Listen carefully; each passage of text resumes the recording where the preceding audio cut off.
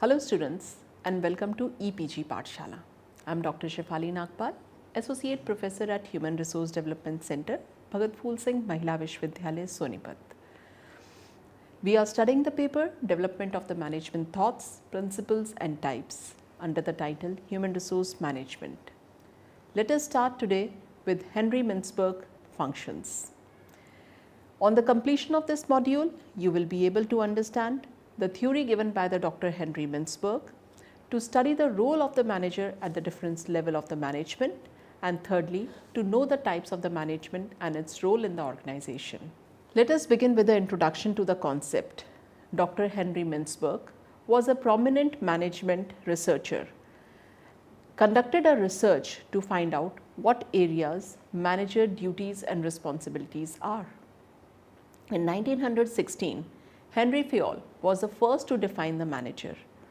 The Dr. Mintzberg wanted to find out that if Henry Fayol's 50-year-old definition of manager and management definition still stood in 60s and 70s. So he conducted a research based on the structured observation method. For this, Mintzberg observed the daily activities of the 5 executives on a week period. They all were from the 5 different type of organization. One was a consulting firm, another was a school, a technology firm, the fourth was a consumer goods manufacturer, and another was from the hospital. He kept track of all the activities and analyzed it.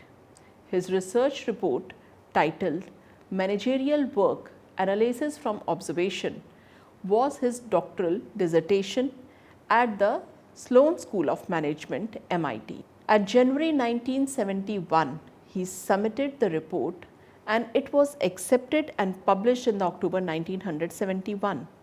In this research, he said that what managers do can best be described by looking at the roles they play at work. The term management roles refers to the specific categories of managerial behavior.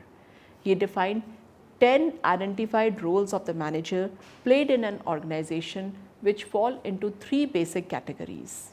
1. Interpersonal role, 2. Informational role, 3. Decisional role. Let us now understand the concept which has been given by the Mintzberg. According to the Mintzberg, the work carried out by the managers takes place on 3 levels, ranging from the conceptual to practical, working with information, working with and through people, and taking action. In the middle of the model are the managers who shape their work by developing specific strategies and taking specific decisions. He examines the external context in the country, culture, sector and industry, organizational context, which include type, size and life cycle of an organization, position context, level and types, situational context, which include temporary conditions and management trends, and personal context, which include background, years of employment and management style. It turns out that, except management trends, all factors influence the work of managers, the most important of which is organizational type, since the nature of the organization determines many of the activities a manager must carry out. Mintzberg also claims that the work done by the managers in different countries is similar, since the country culture is far less important than expected. Mintzberg lay a good dose of realism on the table. There is no recipe for success that applies to all managers under all conditions. But to help managers on their way to becoming more successful, he provides a management effectiveness model that is derived from the literature on the functional and happy families. Unfortunately, he does not clarify why this model in particular is useful for developing effective managers. He does not go beyond saying that this model appealed to him considerably. What the model boils down to is that managers must first put in great deal of energy to be able to do their hectic work. But amidst all the chaos, they often need to find moment of reflection, time to think about their organization. They also need to have good analytical skills, since trusting Intuition alone is no longer an option in today's world.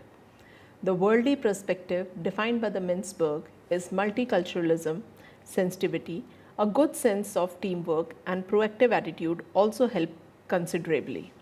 We can see that the manager job, which is divided into the three parts in this picture: interpersonal roles, informational roles and decisional roles. In the interpersonal roles, the manager acts as a figurehead, leader and a listener.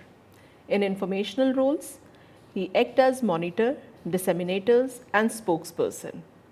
In decisional roles, he performed the roles as an entrepreneur, disturbance handler and resource allocator, negotiator.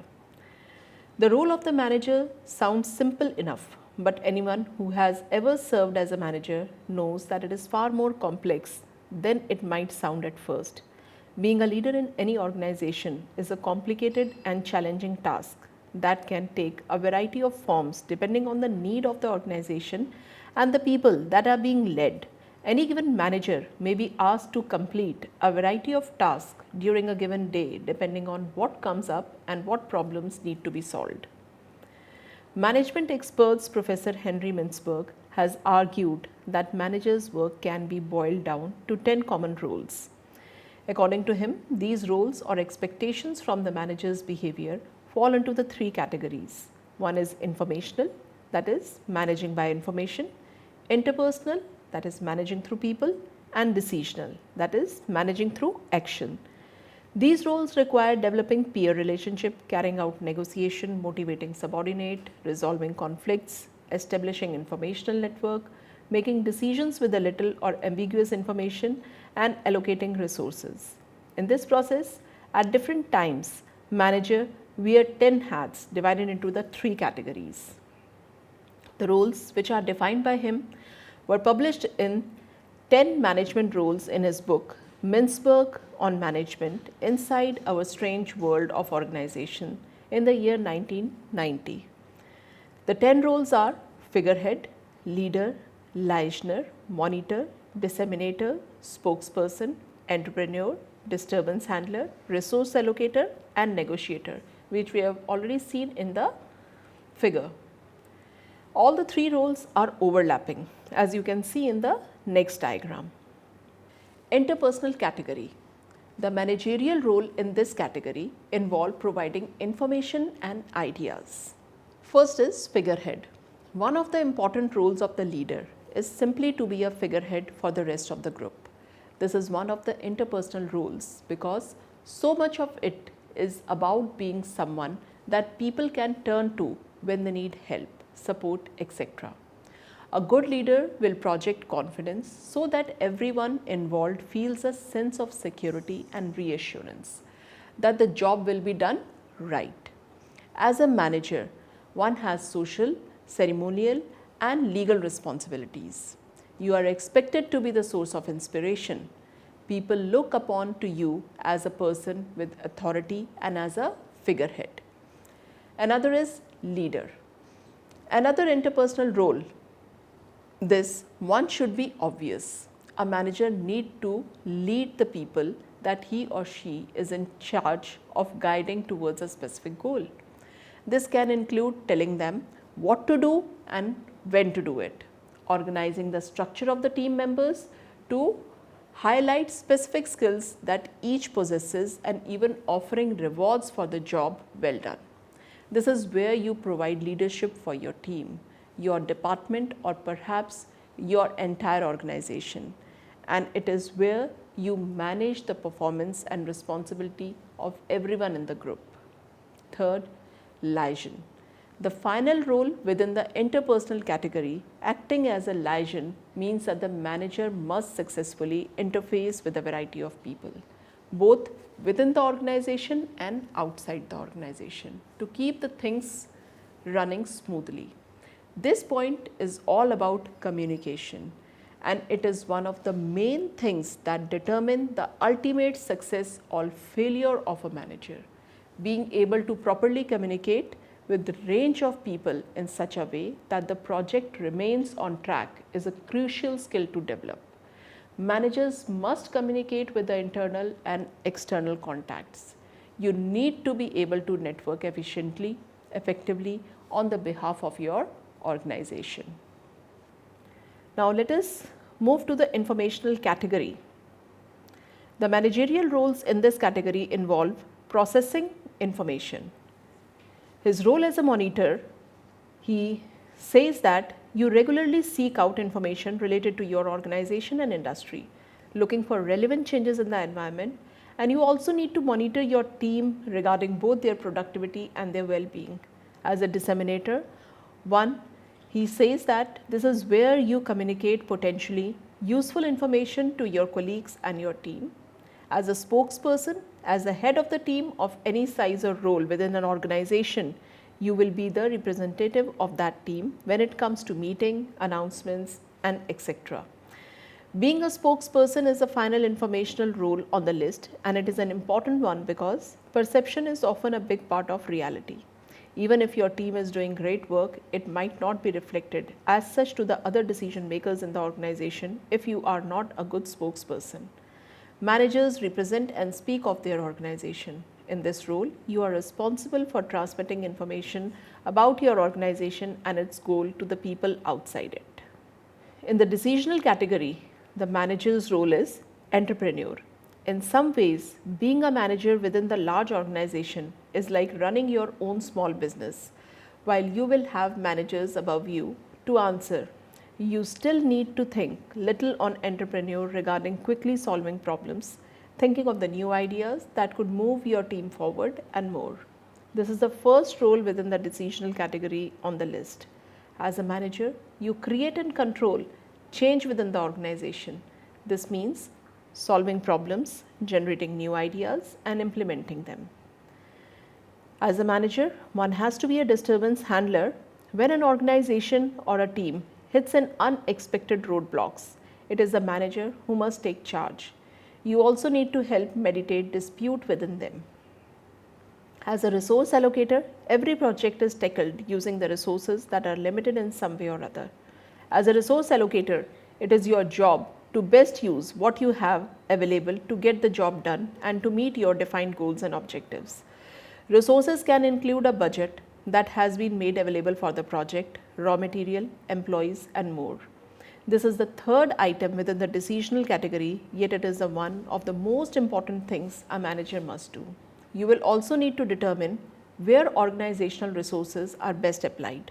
This involves allocating funding as well as assigning staff and other organizational resources. In the role of the negotiator, business is all about negotiation, and that is especially true for managers. The final role on the list, being a negotiator, does not mean going out of the organization to negotiate the terms of the new deal.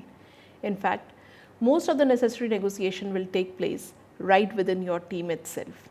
Getting everyone to get into the overall goal and vision for a project likely will mean negotiating with individual team members to get them to adapt a role that suits their skills and personal development goals.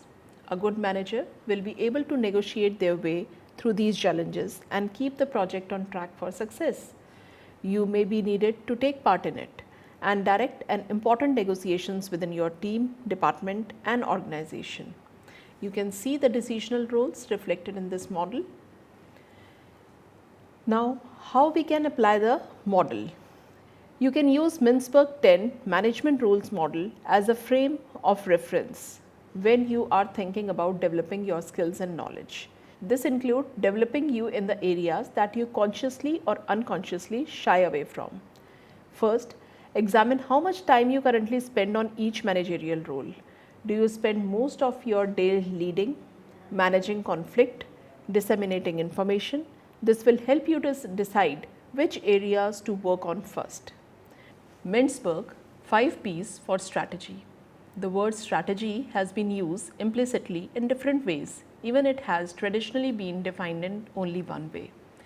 Explicit recognition of multiple definitions can help people to maneuver through these difficult fields. Mintzberg provide 5 definitions of strategy.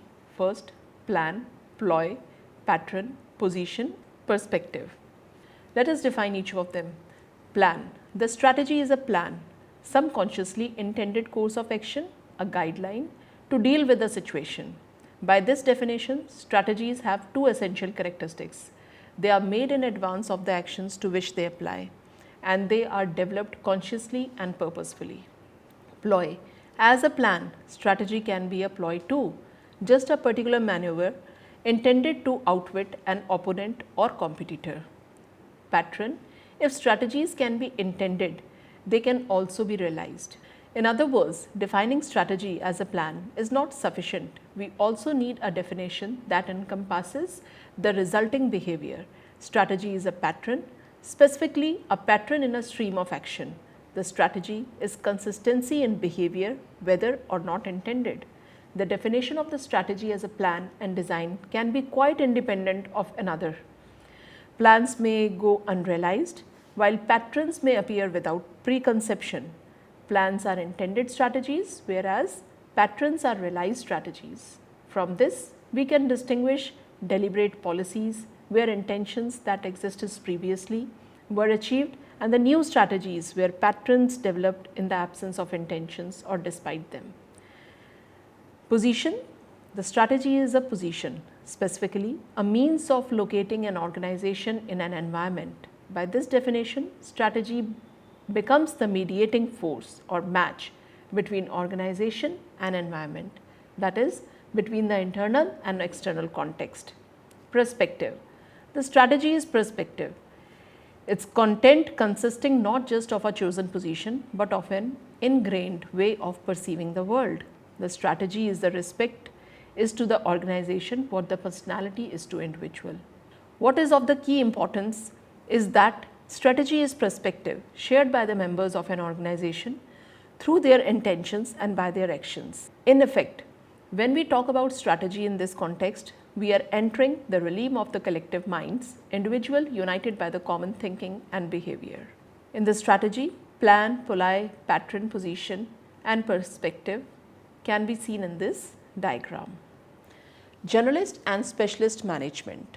The core of the Mintzberg 10 managerial rule is that manager need to be both organizational, generalist and specialist. This is due to the three reasons. 1.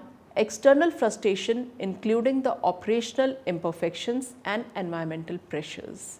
Second, authority disputes which upset even basic routines. Third, expected fallibility of the individual and human manager.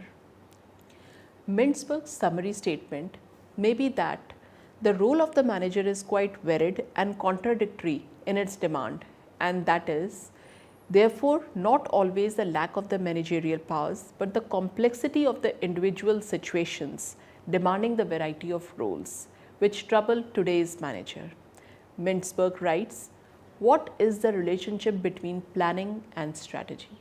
Is strategy making simply a process of planning? As the proponents of planning have so vigorously insisted, or at the other extreme, a strategic planning simply another oxymoron like progressive conservative or jumbo shrimp. In other words, should strategy always be planned, never be planned, or sometime be expected? Or should it relate to planning in some other way? After criticizing other definition of planning, Mintzberg in 1993 concluded, planning is a formalized procedure to produce an articulated results in the form of the integrated system of decisions.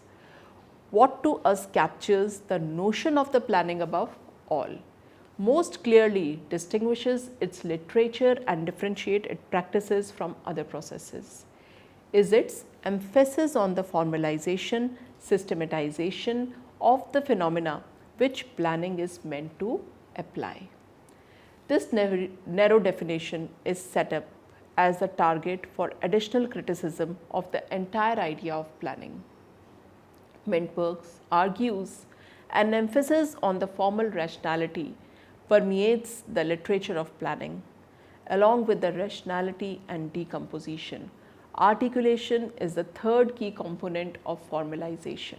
The product of planning, the plan themselves, are being carefully decomposed into the strategies, sub-strategies, programs, budgets, objectives, and must be clearly and explicitly labeled by words and preferably numbers on the sheet of paper. An organization can plan without engaging in planning. Even it produces plan. Alternatively, an organization can engage in planning, yet not plan, and planners may do all or some of these things, sometimes none of them, yet as one we shall see in the conclusion, still serve the organization. According to him, for example, managers are not reflective or systematic planners, but work with feverish energy on all kind of belief and fragmented matters that primarily require immediate resolution. Managing is not just about the hierarchical relationship between the superiors and the subordinates, but also about the lateral relationship between the co-workers. Managers appear to have anything but complete control of their agenda and activities. Rather, they determine which obligations they must meet based on their position and which obligation they want to meet because it would benefit them. Managers continue to have little faith in official information from the formal information system. Instead, they prefer getting their information from informal contacts, chiefly by email, phone, or meetings. They are also becoming increasingly more dependent on email. About the latter, Mintzberg claimed that the internet is not necessarily something new for managers, but something that makes it easier for them to get into and stay in contact with people. Now let us summarize.